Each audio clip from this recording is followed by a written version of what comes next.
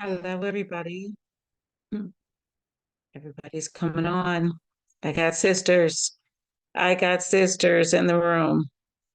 I'm going to share with you my sister friend Bria Lacour, who is going to be sharing tonight's message. She has very graciously agreed to bring us tonight's message. We're continuing our April theme about good girls and kind women in the Bible. And Bria is going to be, are you staying with who we talked about, Bria? Or you got somebody else? Okay, so Bria is going to be bringing a message about Abigail, is my understanding. So I will let her take it away. I will unpin myself and just pin her so you can all see her and enjoy. All right. Well, hello everybody. Hopefully you can hear me well. I'm Yep. using, ye old wired headphones. So so yeah, should be good. But yes, we're continuing in the series Good Girls, Kind Women, right? I'm saying that right, I believe. And we're talking about Abigail. So, if you have your Bible, physical or online, if you could turn to First Samuel chapter 25. And yes, the whole chapter, because I mean, it's story like anyway, and so we'll be fine. But I'm going to read that and then we could talk a little bit about who Abigail is. Or actually, before I read it, I will say one of the most fascinating, but also really cool things that I noticed about Abigail, like fun facts before we read, is that she is apparently has the longest recorded speeches of a woman recorded in scripture, which I didn't really know, which is really cool. And she also, the same words to describe her as wise, intelligent, of good understanding are the same words used to describe, the same Hebrew word used to describe Solomon and also a couple prophets, including Zechariah and the Levites. So these are a king, a priestly tribe, and prophets, which I thought was really cool. I never really noticed that. She's regarded in the same way as wise and praised for intellect and her understanding. And we know we get, all the wisdom scriptures and things like that from Solomon. So that's pretty cool. All right. So, yes, she is a prophetess and she is these things, but why? We'll read in First Samuel chapter 25. And it says, now Samuel died, and all Israel assembled and mourned for him, and they buried him in his home in Ramah. Then David moved down into the desert of Paran. Also, excuse me for my pronunciation of all the different places, people. I apologize in advance. Verse 2. A certain man in Maon who had property there at Carmel was very wealthy. He had 1,000 goats and 3,000 sheep, which he was shearing in Carmel. His name was Nabal, and his wife's name was Abigail. She was an intelligent and beautiful woman, but her husband was surely and mean in his dealings. He was a Calebite. While David was in the wilderness, he heard that Nabal was shearing sheep. So he actually sent 10 young men and said to them, go up to Nabal at Carmel and greet him in my name. Say to him, long life to you, good health to you and your household, and good health to all that is yours. Now I hear that it is sheep shearing time. When your shepherds were with us, we did not mistreat them, and the whole time they were at Carmel, nothing of theirs was missing. Ask your own servants, and they will tell you. Therefore, be favorable toward my men, since we have come at a festive time. Please give your servants and your son David whatever you can find for them. When David's men arrived, they gave Nabal this message in David's name. Then they waited. Nabal answered David's servants, who is this David? Who is this son of Jesse? Many servants are breaking away from their masters these days. Why should I take bread and water and the meat that I've slaughtered for my shears and give it to men coming from who knows where? David's men turned around and went back. When they arrived, they reported every word. And David said to his men, each of you strap on your sword. So they did, and David strapped on his as well. About 400 men went up with David, while 200 stayed back with the supplies. One of the servants told Abigail, Nabal's wife, David sent messengers from the wilderness to give our master his greetings, but he hurled insults at them. Yet these men were very good to us. They did not mistreat us, and the whole time we were out in the fields near them, nothing was missing. Night and day, they were a wall around us. The whole time we were herding our sheep near them. Now think it over and see what you can do, because disaster is hanging over our master and his whole household. He is such a wicked man that no one can talk to him. So Abigail acted quickly.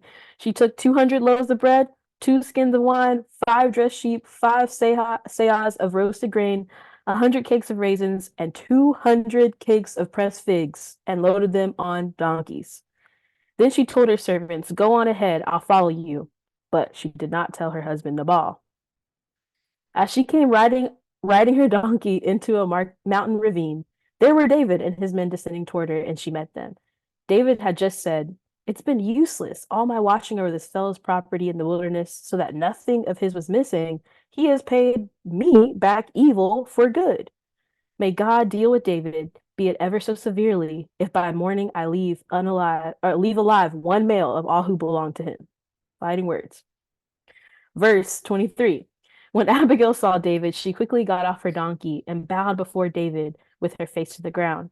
She fell at his feet and said, "Pardon your servant, my lord, and let me speak to you. Hear what your servant has to say. Please pay no attention, my lord, to that wicked man Nabal. He is just like his name. His name means fool, and folly goes with him. And as for me, your servant, I did not see the men my lord sent. And now, my lord, as surely as the Lord your God lives and you live, since the Lord has kept you from bloodshed and from avenging yourself with your own hands, may your enemies and all who are intent on harming my lord be like Nabal. And let this gift which your servant has brought to my lord be given to the men who follow you. Please forgive your servant's presumption. The Lord your God will certainly make a lasting dynasty for my lord, because you fight the Lord's battles, and no wrongdoing will be found in you as long as you live. Even though someone is pursuing you to take your life, the life of my Lord will be bound securely in the bundle of the living by the Lord your God. But the lives of your enemies he will hurl away as from the pocket of a sling. When the Lord has fulfilled for my Lord every good thing he promised concerning him, and has appointed him ruler over Israel, my Lord will not have on his conscience the staggering burden of needless bloodshed or of having avenged himself. And when the Lord your God has brought my Lord success, remember your servant." David said to Abigail, "Praise be to the Lord, the God of Israel, who has sent you today to meet me. May you be blessed for your good judgment and for keeping me from bloodshed this day and from avenging myself with my own hands. Otherwise, as surely as the Lord, the God of Israel lives, who has kept me from harming you, if you had not come quickly to me, not one male belonging to Nabal would have been left alive by daybreak." Then David accepted from her hand what she had brought him and said, "Go home in peace. I have heard your words and granted your request." Actually, I'm going to skip a little bit of, well, there's not much, but basically what happens after this. You heard Abigail's long speech, which was beautiful, honestly. You see, like the last part of that was actually really prophetic. She was like, "Actually, I know who you are, and I know what you're going to do, and I know you're actually better than responding to evil with evil right now, to bloodshed or with bloodshed and all of that, and you can rise above this." So she also spoke prophetically to him while pleading, like, "Please, have mercy." She also, I think, spoke into David's like identity, which was so cool, right? She prophetically said, like, "You're actually more than this response," which he had, fair reason, to be upset about the whole thing. But after this, actually, Nabal ends up, it says, verse 38, about 10 days later, the Lord struck Nabal and he died. Very unfortunate. And then later on, once David heard that Nabal was dead, he praises God for, yeah, dealing with his enemies and actually takes Abigail as a wife and all of that. So that is what happens in First Samuel chapter 25. So let's talk about Abigail and a little bit more based on what we just read here. All right. Yeah, so like I mentioned before, the same words, similar words used to describe her intellect, her wisdom, who she was in character, were some of the same words used to describe the wisdom of Solomon, of Zechariah, of, a prophet, and the Levites, who were priestly, a priestly tribe. So she was praised in the same way, using the same Hebrew word for her intellect and her understanding. And she was rightfully so also named a prophetess. And she was recognized, she's actually one of the seven recognized Jewish women prophets. So among Deborah and Esther and such is Abigail. And so basically, as you could see from the story, when her husband was being kind of unwise and mean, and he gets called all kinds of things, she's like, his name means fool anyway. Like there's a lot happening here. Which I mean, he was doing those things. That was what his character was. And honestly, kind of thinking we've talked a few nights, we've mentioned like the midwives and Exodus and their choice to kind of go against what they were supposed to do in harming babies, and getting rid of children and making a wise decision that they knew was better than that to protect life in that moment. And I think Abigail, even though she went behind her husband's back and, did this, honestly, she did it actually to protect him and his interests and his lack of wisdom. And that's what we praise her for, honestly. And, yes, besides, even though David had previously helped Nabal, Nabal was like, I don't even know who this is. I've never met him before, kind of thing. And he just acts unwisely, and Abigail saves um, him, all his men. It was repeated multiple times. David said, I was going to take out every single man, not one would be left. He said it again later. It's like funny, but not funny. Like the emphasis on that. And so every man was saved, and Abigail was protected along with um their belongings and all those things. Um, yeah, so another interesting thing I thought about as well is how they, as a family, Nabal was a very wealthy man. However, as much as rich as he was in livestock and land, all that he had, he was so poor in character. And I mean, how many people do we know like that?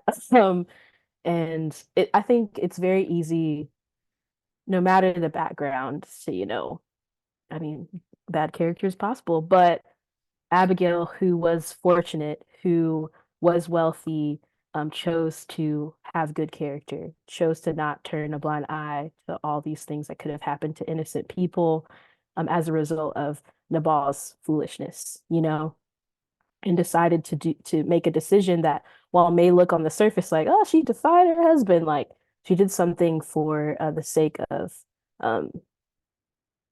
sake of more than just herself and Nabal and their belongings and what they have. I imagine it could be easy to be like, oh, I'm not gonna say much of anything. Like, I think Nabal and I could get out of this, but everybody else and everything else, I don't know, but she decided that, you know, it wasn't just about her, I think. I'm adding some to that and imagining it, but I imagine so, that those kind of things led her to act in good character. But man, my favorite part of the whole thing, thinking about how this is the longest kind of speech that we have recorded in scripture from a woman, really is the verses. Here we go. 28, starting at 28, ending with 31. Just how she speaks into David's life and uplifts. And that first part, yes, she's like begging, she's like, please take these things, please excuse my husband. But then she says, please forgive me, but I kind of have to say this. The Lord your God will certainly make a lasting dynasty for you, because you fight the Lord's battles, and no wrongdoing will be found in you as long as you live. Actually, when I was reading that, I just got chills. I don't know if you guys were listening to it and feeling that way, but just the boldness, the great character, her wisdom. Like, no, we don't have a whole book written by Abigail, but man, these few sentences of wisdom and prophetic utterance, just instilling this faith and this identity into this man who is going on to lead Israel, and her being able to recognize, I know who you are, and I know who you are to become, and what God has for you, and how He's anointed you, and what will happen. And he kind of reminds she reminds him, like I was saying earlier, that you don't have to fight fire with fire.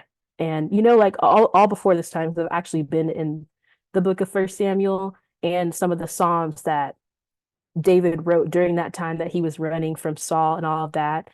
And like I mean, there were a lot of times that, he kept running, he kept trusting the Lord. He makes some mistakes along the way for sure, like withheld some information, different things like that. But he tried to stay faithful to God. And it was almost like Abigail was saying, look, remember who you are. Let's point back to that. And, I just feel like I imagine that this was such a significant moment in the life of David, in the life of a great king who had his fair share of mistakes and, was human, but and wanted to avenge, but Abigail really encouraged him to the end that, hey, the Lord is the one who fights your battles. He's the one who does these things for you. Actually, remember how he did that before? He's promising that he'll continue to do that. And so, yes, Abigail, very wise, very great, not just beautiful, but also wise and intelligent woman who I think is, yeah, a good girl, a kind woman as well, and wasn't afraid to confidently and daringly, step up and show her great character. And let me just make sure there wasn't anything else I wanted to say. Yes. Yep. That was all I had to say about Abigail, but I love to hear y'all's thoughts as well on Abigail, what you feel. I mean, it could be anything, but um did you have any thoughts about Abigail before? And what do you see now? Or what's been illuminated to you, maybe? Um, so that's one of my favorite books in the Bible, chapters. Um, Reading about, oh, Gina, look how cute you are. Um, so I love Abigail. And, um, when you said a lot of people would say she defied her husband, she didn't check with her husband. She didn't check with him. She was like, I'm not in defiance because I didn't ask his permission. So, you know, um, she knew what he said. She said something different. And in that way, you could say she defied him. But in general, she was like, okay, look, I'm not going back to ask. I'm not going to go plead with him and then do something different. I'm just going to take a different action. So, she could have pleaded innocent. She'd have been lying, and so she didn't. But she did what was right without asking for permission to do what was right. And because she was wise, that worked out. There are times when people who, for instance, may report to us might do something that they consider right because they feel like we did wrong, we made the wrong decision. That can go either way. That can, be good where they saved us from ourselves. It can also backfire. But it's included specifically because, I mean, you take all the factors into account. Like you said, she mentioned his name is fool, he is a fool, that's what Nabal means. So she knew who she married. She knew that most of the decisions coming out of there were not wise. So it's a little bit different. But if you have somebody that is your team captain that is typically wise, um, I'd like to hope that you would check in with him. But she knew that was not the case in her situation. She's like, everybody up in here is about to die because she knew him. She'd been married to him. She knew knee jerk this and spout off that and whatever. Anything that popped into his mouth, he might say. Um, so it worked out, thankfully. But I'd liked, and then Bria, if you can either put in the chat or send me an email personally when you talked about that some of the same words, some of the same Hebrew words used to describe Solomon and Zechariah and the Levites also used to describe Abigail. I'd love to know where you found that reference, because it's relevant to some of the things I'm doing right now. And then also, when you mentioned that it was the longest speech in the Bible by a woman, I was like, but we just read Mary's song. Like Mary had a whole song. It was hard to believe it was longer than that. So, it makes me want to cut and paste, copy it, see how many words, how many characters. Like, I'm like, are we sure? Or is it the longest in the Old Testament? So I might do a cut and paste and let you know what I That's so find. true. That could be it. It could be the Old Testament for sure. Yeah, because that I can understand and would agree with. Yeah, because all Eve did was point to the serpent, so that's she didn't do a lot. Not many words. Not many words. That serpent she put in here in this garden with us, that's what did it. She, even Sarah laughing. She didn't have a lot of words. Hagar didn't have a lot of words. Like I'm surprised that Esther didn't have some more because she had a lot of praying to do. I have to look at, that evil Haman. She went off on Haman. So, I'm gonna let me just do a little cut and paste comparison between Esther and Mary and Abigail because I'm curious now. Miriam had a song as well. I remember vaguely that Miriam might have had a song, um, Okay. so, but I'm not sure. Yes, she does. But Technically in anyway, Exodus, right? mm-hmm. Or yeah, I think so. Anyway, this was so good, and thank you for talking about that. I am interested to hear those Hebrew words. It's hard to look them up because we can't pronounce them right. But anyway, like you said, you don't want to do them a disservice, um, but I love that they use those words. And you said she was one of seven prophetess, seven women Yeah, prophets in the Jewish Bible. prophets. Yeah. I need to Okay. know them too. I knew about Deborah and Esther. I figured they would include them. I want I'm to know who the thinking other. Miriam probably was one of those too. Um, Oh, yeah, because when you did your study, you mentioned they called Miriam a prophet. yeah. So, but I do feel like she didn't exactly disobey her husband, but she certainly went against him in spirit, and I'm sure that's what they're talking about is in spirit as well as to the letter of the law. But um, to me, that reinforces that whole why we follow God first. Because sometimes our husbands, when you're married to Nabal, then and you're trying to do the thing, but now you have a choice: do I follow God or do I follow fool? Fortunately, there are instructions here, and they they say follow God. Um, and I love how she reminded David of who he was. Don't forget who you are, um,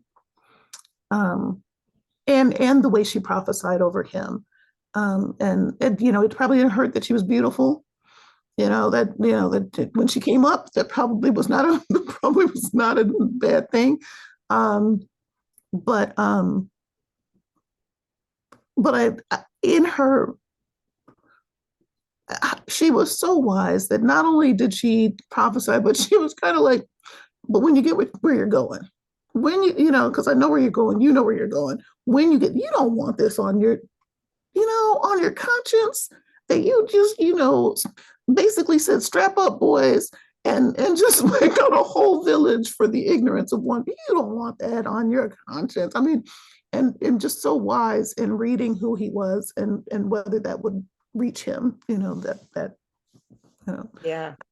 yeah, she She was became Michelle Obama. When they go low, you go high. right. I mean, she went right there, and she didn't, like you said, she didn't hesitate. She knew who she married.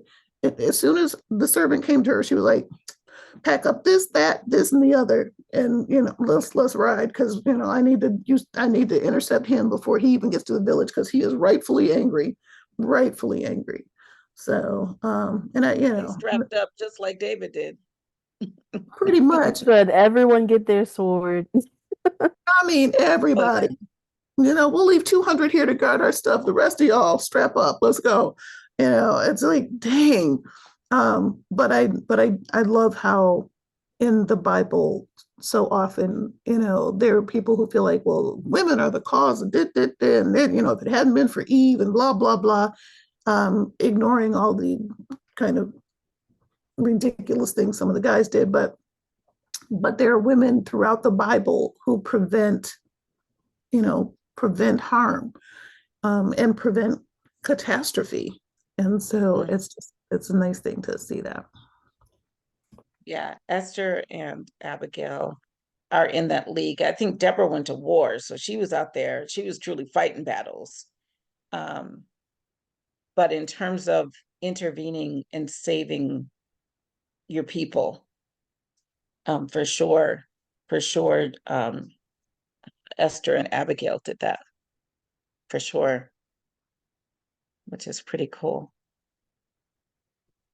So anyway, thank you so much, Bria, for talking tonight. I'm exhausted, as you can probably tell. I am literally on fumes. And so Bria was on a different Zoom link inadvertently at the beginning. And so when the clock struck, 7:30 Eastern, 6:30 Central, I was like, oh man, am I gonna have to think of somebody I like some good girl, kind woman in the Bible? So I sent Bria a quick message, and then I was like, okay, Lord, tell me who I have to talk about, because I was gonna be obedient. I was gonna do things, I was gonna figure it out. But then Bria popped right in. She was like, my bad. I was in my regular link. And I can't have you talking hate on the ye old wired headset, because that's what I use all the time. My AirPods. I actually thought of that. I was like, somebody uses it. I use them all I'm the time. just I'm My just mad because I can't AirPods. find my AirPod. Oh, my AirPods are so fussy. I have 2 or 3 Apple products, and it always wants to connect to the wrong one. And then when I try to switch it, it's like, nope. Anyway, so yes, I know. I keep my ye olds right here. That's funny. That's funny. I need to find the ones that I can put in my PC, because I have my Apple Mhm. headphones in my purse for my phone, but I don't have my regular ones. I don't know where they are. I haven't seen them since I moved, so Oh wow, they're somewhere. a set of each in my purse and a set of each by the bed. Well, I had a set. Well, wait, a set of Samsung related, like Android? Well, it's just a regular, like I mean, it has the aux plug, right? Like Yeah. yeah, yep. I keep an aux and a So, lightning. well, I have some that like I can use. They give them to you on an airplane, but they don't have a microphone. Yes. So I need to find the ones with the microphone. Anyway, Bria, thank you so much. Thank you so much for choosing Abigail. Number one, I love Abigail. I love her. I love her wisdom. I love she's not messing around. She's good at she's get So it done, girl. She's wise and she's she's getting getting it done. yep. It's like, no, we're not gonna have this whole community be wiped out from your mouth. Yeah, no. Yeah. So anyway, thank you, Bria. You're welcome. Anytime. Why are you making a face? What are you reading? Oh, I was trying to find the Hebrew word. Like I'm like, I see the word, but I was trying to find the verses for the other mentions. I So I was see. concentrating.